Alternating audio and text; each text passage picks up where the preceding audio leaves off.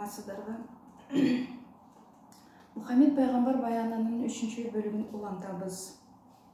Мекке шаары.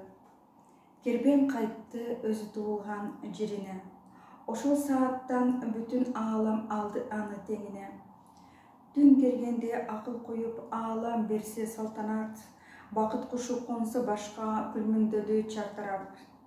Бурганак кар болсо дагы арадан көп жыл өттү. Ал сыраган жаш жүрөккө тартып мындай сүрөттү.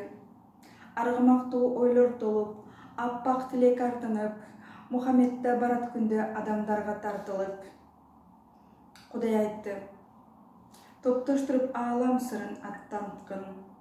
Мухаммеддин маалы келди, менден эме бата алсын.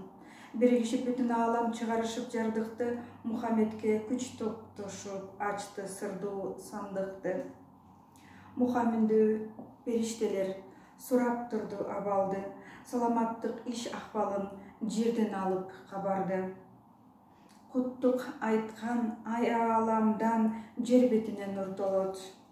Тагдырына жардык түшүп, Мухан иши оңолмок. Оорусунуп барса дене жүрөгүнүн тушунда, жыйырма колдун калган изин бирден санаш кыйында. Периштенин баары келип, тырмак салып карашты, тунук жүзүн Мухаммеддин бирден тиктеп баратты.